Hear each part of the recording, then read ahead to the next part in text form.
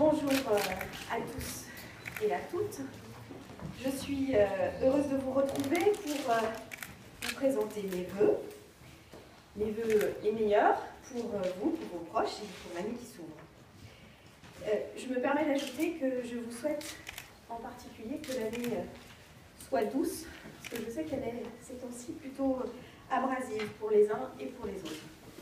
À votre profession dans son ensemble, je souhaite de l'indépendance, de la résistance et de la vigilance. La seule garantie de l'indépendance des médias tient, et vous le savez mieux que quiconque, à votre courage. Aussi, je vous dis, tenez bon. Cette exhortation s'adresse à vous, bien sûr, qui êtes ici les vigies de notre démocratie, mais aussi à celles et ceux de vos confrères qui ont été enlevés dans l'exercice de leurs fonctions parce qu'ils voulaient informer nos sociétés de tous les fracas du monde, qu'ils sachent que nous n'oublions pas que s'ils sont aujourd'hui privés de leur liberté, c'est pour défendre cette idée même de liberté. Je vous souhaite également de faire preuve de résistance face à une dictature très puissante, celle de l'immédiateté qui est le pire ennemi de la profondeur. La tyrannie du court terme, nous la subissons en politique, mais vous la subissez également au sein de vos rédactions. Mais rien de vrai ne s'écrit qui fasse l'économie de la mise en perspective, de même que rien de grand ne se fait en politique qui ne s'inscrive dans le temps long. La course à l'audimat et les contingences électorales ne sont pas si éloignées finalement. Sous prétexte de répondre à l'urgence, on court le risque de déformer la vérité jusqu'à ce que, de raccourci en raccourci, d'approximation en approximation, elles prennent les traits rieurs mais trompeurs d'un mensonge plus conforme aux contraintes d'une démocratie qui se réduit parfois au zapping. Enfin, je vous souhaite de faire preuve de la vigilance la plus affûtée qui soit. Le feuilleton de l'éternel retour de l'un, la chronique de l'irrésistible ascension de tel autre, l'édifiante légende 1000 fois narrée des ambitions de tel ou tel ne doit pas empiéter sur la seule question qui vaille. Quelle politique doit être menée pour défendre et l'intérêt général aujourd'hui et les droits des générations futures? D'aucuns diront sans doute avec raison que je ne plaide pas pour ma paroisse en vous engageant à vous défier des stratégies de communication des politiques. Mais si je crois qu'il ne nous est pas interdit de faire preuve d'habileté, je crois que nous autres, responsables politiques, devons renouer avec les vertus de la sincérité de la parole publique. Au fond, quand on présente ses vœux à autrui, on détermine aussi un peu ce qui importe à nos propres yeux. Si bien que les encouragements à la ténacité que je vous ai distillés sont aussi une manière de feuille de route politique dont j'entends me saisir pour l'année qui vient. Résistance, indépendance, vigilance. Prenez-le dans l'ordre qui vous plaira. Mais ce triptyque me servira aussi de viatique dans une année 2014 qui s'annonce déjà comme une année de combat. Oui, 2014 sera une année de combat. Combat pour les valeurs, combat pour la transformation sociale, combat pour être fidèle à nos convictions. Ces combats, je vais continuer de m'y atteler de toutes mes forces dans mes fonctions de ministre et au-delà, dans mes prises de position de responsable écologiste. Depuis mon entrée en fonction, pas une semaine, voire même parfois même pas 2 jours, ne se sont écoulés sans que nous soit posée la question de notre utilité politique. Je vous fais un combo. Du coup, avez-vous vendu votre âme, avalé des couleuvres, renoncé à vos convictions? Est-ce que vous allez quitter le gouvernement demain ou après-demain, voire même après-après-demain, 18 mois après? 18 mois après. Je ne dis pas que tout est idyllique. Je ne dis pas que c'est simple tous les jours. Et je ne dis pas davantage que je n'entends pas la colère et l'exaspération des Françaises et des Français. Je dis juste que cette colère, elle nourrit mon action. Je m'en fais l'avocate infatigable. Pas un jour ne passe et ne passera sans que je plaide la cause de celles et ceux qui ont le plus à souffrir de la crise. Dans un contexte de réduction des dépenses publiques, ici, dans ce ministère, nous avons continué à porter haut la volonté de transformation sociale. Disons-le clairement, la gauche n'est pas soluble dans la doxa libérale et le logement ne peut pas être abandonné aux seules lois du marché.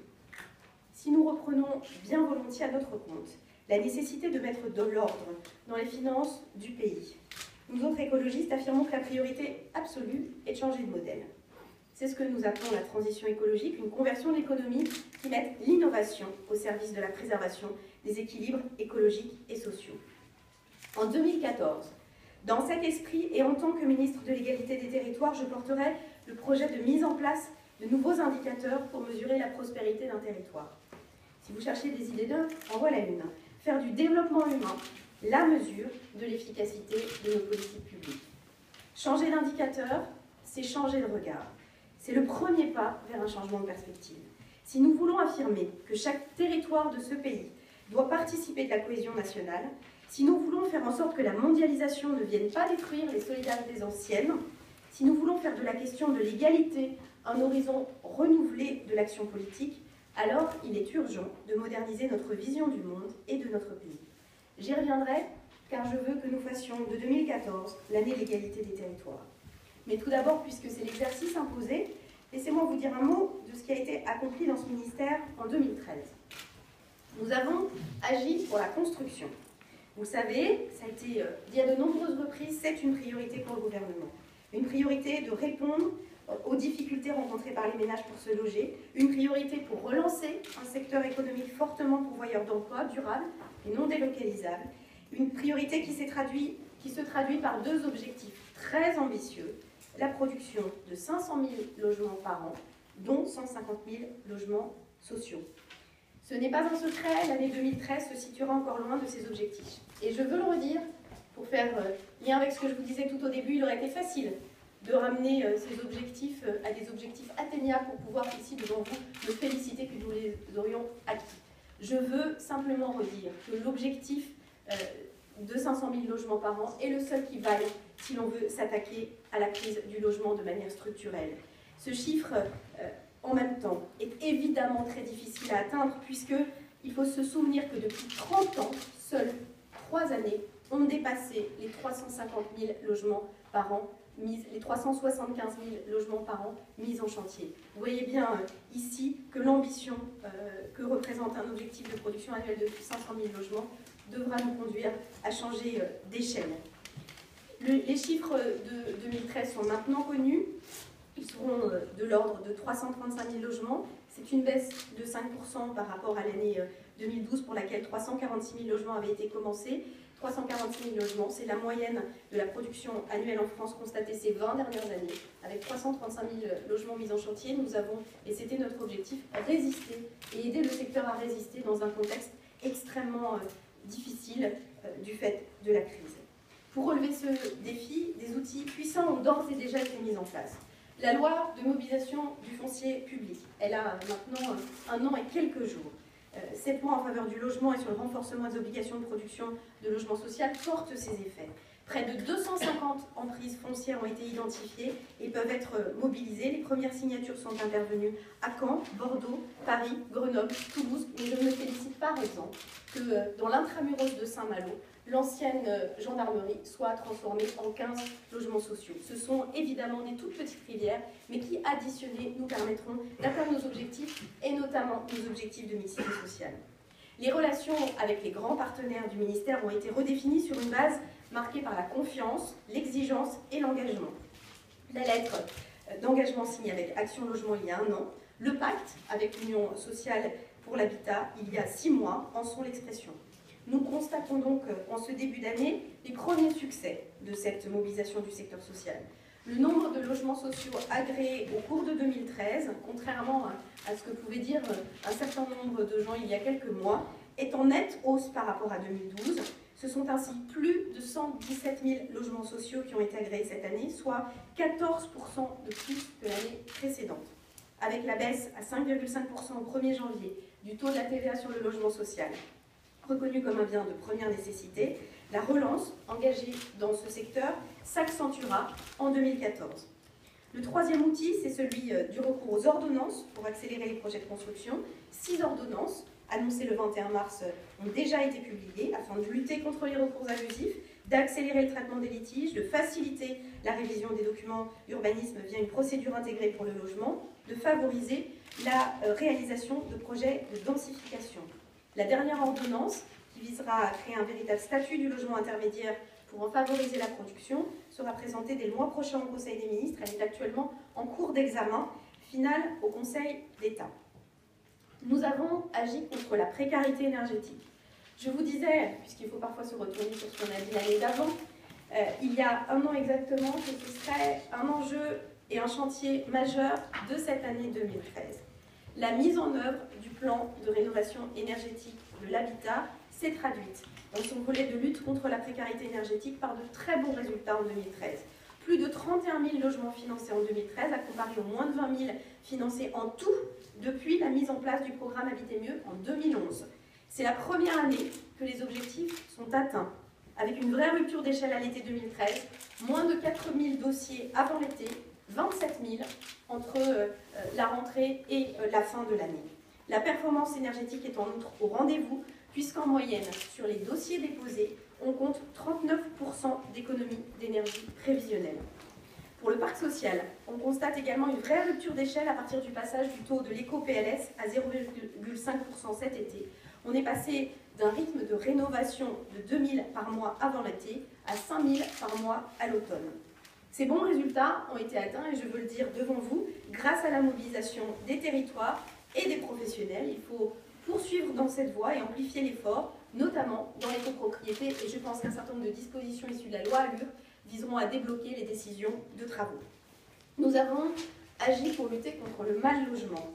Engagement phare du gouvernement, le plan pluriannuel contre la pauvreté et pour l'inclusion sociale a traduit la volonté de créer un choc de solidarité en faveur des personnes sans abri et mal logées.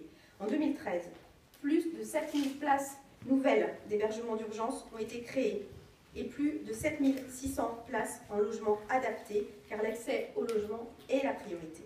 Même si les difficultés restent fortes, et je le sais, nous poursuivons avec tous les acteurs concernés notre but, en finir avec la gestion saisonnière de l'hébergement d'urgence et développer toutes les alternatives à l'hébergement. Le projet de loi ALUR permettra l'allongement de la trêve hivernale au 31 mars et renforcera les dispositifs de prévention des expulsions.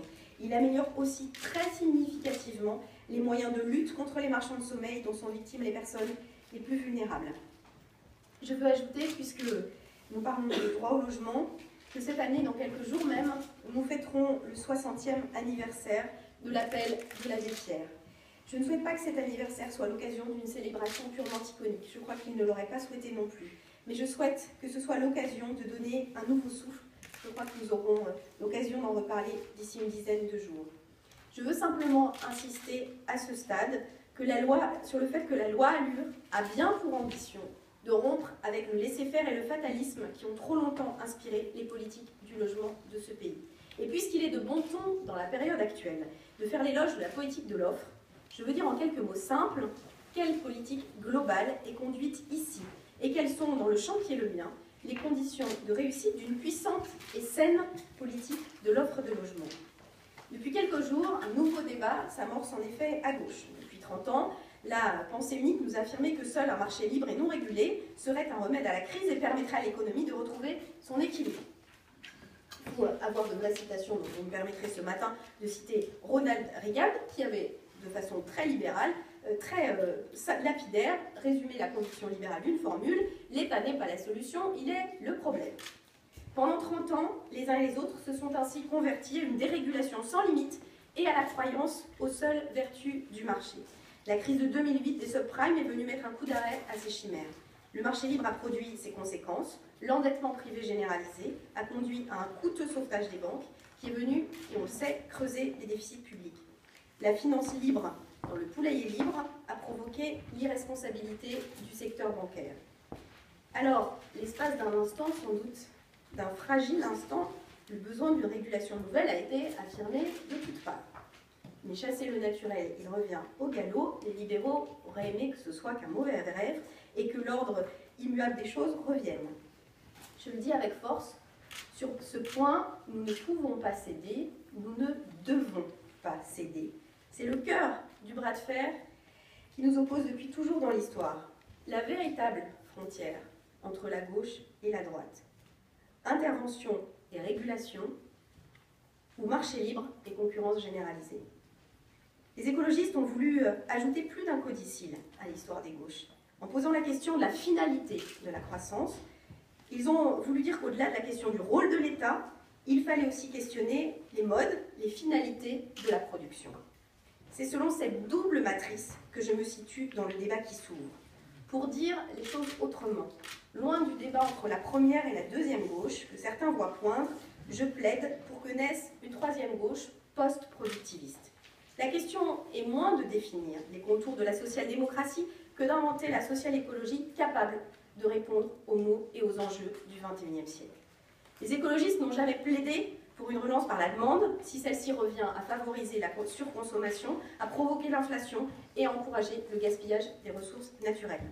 La politique économique des écologistes est de longue date une politique de l'offre volontariste, régulatrice et audacieuse, qui vise à transformer en profondeur nos modes de production et de consommation.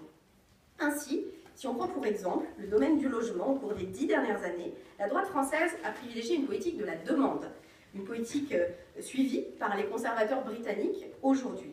En matière de logement, une politique de la demande consiste à encourager à tout prix l'accession à la propriété en multipliant les crédits immobiliers sans tenir compte ni des besoins sociaux, ni de l'aménagement du territoire. On connaît désormais les sinistres conséquences de cette politique. Les subprimes ont vu le jour aux États-Unis. En Espagne, la banqueroute généralisée a saisi le pays. En France, c'est l'explosion des prix de l'immobilier que l'on retrouve aussi depuis quelques mois au Royaume-Uni et bien plus encore à Londres, victime d'une énième bulle depuis quelques mois. C'est aussi cette politique qui a contribué à un étalement urbain à tout crin, consommant sans vergogne espaces naturels et agricoles. A l'inverse, depuis 18 mois, nous menons contre l'avis des zélotes absolus du marché et de certains éditorialistes économiques trop habitués à plasmodier leur dogme d'une politique active et exigeante de l'offre. Et je peux vous dire que nous continuons. Ma politique de l'offre de logement, c'est une politique qui vise à augmenter l'offre de logement, mais aussi à l'améliorer dans ses objectifs sociaux et écologiques. Cette politique est incompatible avec un marché dérégulé. Elle exige de mettre en perspective l'activité économique. Il faut s'attaquer à tous les domaines et à tous les chantiers pour y parvenir. Elle est nécessairement exigeante. Elle prend en compte le long terme, même si cela s'oppose parfois au fonctionnement de la vie politique française. Mon objectif, c'est une relance qualitative et durable du secteur du logement. Le choix d'une relance de qualité met forcément plus de temps à produire ses effets. Ce sont dans ces moments-là qu'il ne faut pas céder aux exigences du moment, à la politique du chiffre ou à la certitude de l'immédiateté. Pour réussir, cette relance qualitative nécessite 5 conditions. Première condition, il faut mettre fin à l'inflation galopante du prix des logements. Notre premier objectif est une baisse significative des prix de l'immobilier après leur flambée déraisonnable des dernières années. C'est le sens de la politique d'encadrement des loyers. Les prix de l'immobilier viennent pénaliser les revenus des ménages, font augmenter lourdement le coût de la vie et menacent la compétitivité internationale de notre pays. Pourquoi les entreprises voudraient s'installer en France lorsque le coût d'installation est lourdement grevé par les prix au mètre carré, que ce soit pour installer des bureaux et surtout, plus encore, pour que les salariés puissent s'y loger. Il n'y a pas de politique écologiste et sociale de l'offre qui n'agisse pas directement sur le pouvoir d'achat des ménages. Sauf qu'au lieu de viser à soutenir le pouvoir d'achat en gonflant artificiellement les revenus, elle le fait en baissant significativement les dépenses. Elle vise à faire des économies durables à chaque ménage. La deuxième condition, c'est bien sûr l'emploi. En matière de logement, le calcul est direct et rapide, puisqu'on évalue que chaque logement construit crée immédiatement 2 emplois. Mais c'est aussi la qualité de l'emploi créé qui compte, dans une activité fortement soumise à la concurrence et où les petites structures sont nombreuses. Le gouvernement a donc souhaité soutenir l'activité des entreprises locales et françaises et à éviter que la sous-traitance et le recours à des statuts détournés empêchent chacun de faire convenable son métier. C'est le sens des négociations couronnées de succès qu'a mené mon collègue ministre du Travail sur la réforme de la directive détachement. Créer des emplois, c'est aussi s'assurer de faire évoluer l'offre pour adapter les métiers à l'évolution du monde. La rénovation énergétique des bâtiments en est l'un des meilleurs exemples. Face aux défis climatiques, la professionnalisation et l'encadrement d'une filière permettent aux métiers du bâtiment de trouver de nouveaux débouchés. La troisième condition, à mes yeux, c'est qu'au XXIe siècle, une politique de l'offre doit être une politique de transition écologique. C'est un impératif politique sans doute, mais peut-être même un impératif moral. Une politique de l'offre qui ne part pas des besoins profonds de la société produira inévitablement de mauvais débouchés. C'est aussi dans ce sens qu'il s'agit de choix éminemment politiques. En définissant sa production, ses modes de production, une société définit aussi de fait son orientation. En matière de logement, j'identifie donc 3 besoins profonds. Permettre à chacun de se loger, préserver les terres naturelles et agricoles et lutter contre le dérèglement climatique.